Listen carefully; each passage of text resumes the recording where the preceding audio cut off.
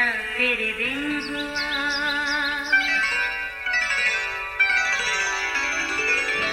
नया फिर दिन हुआ, पुरानी रात का करे सो शुक्र हम खुदा की जात का, खुदा की जात का नया फिर दिन हुआ। आज की आयत।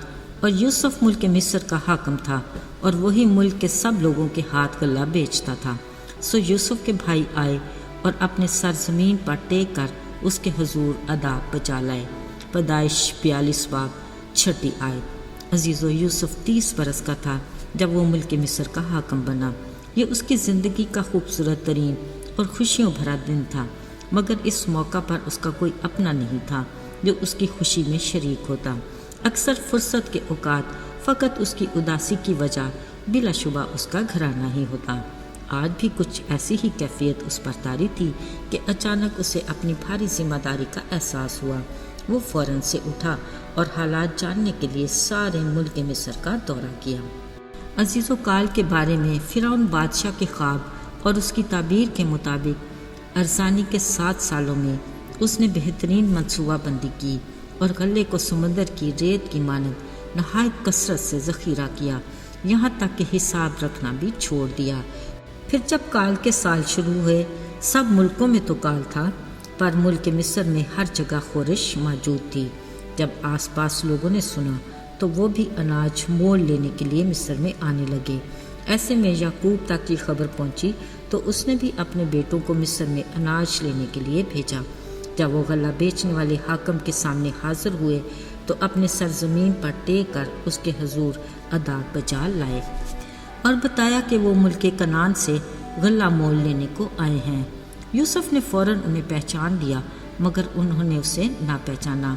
यूसुफ उन ख्वाबों को जो उन्होंने उसके बारे में देखे थे याद करके उनसे कहने लगा, तुम जासूस हो और असल में इस मुल्क की हालत दरियाफ्त करने आए हो। वो हाकिम की बात सुनकर डर गए, बोले, नहीं खुदावंद, तेरे गुलाम अनाज मोल लेने आए हैं। उन्होंने खुद को सच साबित करने के लिए कहा, हम अपने बाप के 12 बेटे हैं। इस वक्त सबसे छोटा तो बाप के पास है और एक का कुछ पता नहीं। अजीज़ो, अब तो यूसुफ हर सूरत में अपने भाई बिन्यामीन को देखना चाहता था, लिहाजा उसने उन्हें मज़ीद उलझा दिया और कहा, ठीक है, अगर तुम जासूस नहीं हो तो इस बात को सच साबित करने के लिए अपने भाई को यहाँ लाना पड़ेगा। उसके लिए एक भाई इधर नज़रबंद रहेगा, बाकी तुम जाकर अपने घर वालों को अनाज दे आओ। वापसी पर भाई को लेते आना ताकि तुम्हारी बातों की तस्दीक हो जाए। अब तो ये सारे शशोपन में पड़ गए, मगर इसके सिवा चारा नहीं था। रास्ते में आपस में सब बहस करने लगे कि ये आफत हम पर उस भाई यूसुफ की वजह से आई है जिसके साथ हमने अच्छा सलूक नहीं किया था। अजीज़ों, जब याकूब को मिस्र के हाकिम की बातों का इल्म हुआ, वह नहायत रंजीदा हुआ, बोला, एक को तो मैंने पहले ही खो दिया, दूसरे को तुमने मुल्क मिस्र में छोड़ दिया और अब तीसरे को भी ले जाना चाहते हो। फिर बदिल नखास्ता उसने बिन्यामीन को उनके साथ भेज दिया। अब कि वो अपने मुल्क की मशहूर पैदावार के कुछ नसराने भी उस हाकिम के लिए ले गए। जब वो अपने भाई को लेकर मुल्क मिस्र में पहुँचे, एक बार फिर वो सब यूसुफ के आगे ज़मीन पर झुककर अदाब बजा लाए। फिर बार बार सर झुका झुका कर उसके हुजूर अदब बजा लाते रहे। ऐसा करते उनके गुमान में भी नहीं था कि ये शख्स ख्वाबों का देखने वाला उनका भाई यूसुफ ही है, जिसने ख्वाब में देखा था कि 11 पूले खेत में खड़े होकर उसके पूले को सिदा कर रहे हैं। आज अमली तौर पर उसे अपने ख्वाबों की ताबीर मिल गई।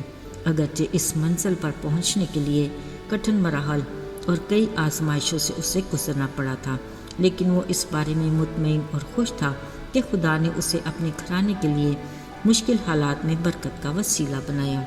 अजीज़ों, आज के दिन कादर मुतलिक का कौम के जवानों के लिए भी ख़ास पैगाम है, जो अगरचे खुदावंद में मजबूत तो हैं, बावजूद इसके वो कठिन रास्तों और मुश्किल मराहल से गुजर भी रहे होंगे। बेदिल न हो, खुदा पर भरोसा रखें, यकीनन खुदा ने आपके लिए भी ज़रूर प्लान किया हुआ है। बस सब्र और फ़रोतनी के साथ खुदा के कवी हाथ के नीचे उसके ठहराए वक्त का इंतज़ार करें। یقیناً وہ وقت پر آپ کو سرفراز کرے گا۔ ہاں، یہ یاد رکھیں کہ جن کو وہ عزیز رکھتا ہے ان کو وہ ملامت کرتا اور تنبیہ بھی کرتا ہے۔ عزیزو، اس بات میں شک کی گنجائش نہیں کہ جب راستے کٹھن اور دشوار ہوں تو منزل اتنی ہی خوبصورت ہوتی ہے۔ آئیے دعا کریں۔ اے خداوند، ہم تیرے نہایت شکر گزار ہیں کہ تیرا کلام ہمارے قدموں کے لیے چراغ اور راہ کے لیے روشنی ہے۔ ہم تیرے بندہ یوسف کے لیے بھی شکر گزار ہیں جو ہماری قوم کی جوان نسل کے لیے ایک مثالی کردار ہے۔ التجا کرتے ہیں کہ ہمارے ان بچوں کو بھرپور طریقے سے اپنے نام کے جلال کے لیے استعمال کر، تاکہ نہ صرف وہ اپنے بلکہ کلیسیائی طور پر بہت سوں کے لیے برکت کا باعث بنے۔ یسوع کے پاک اور جلالی نام میں آمین۔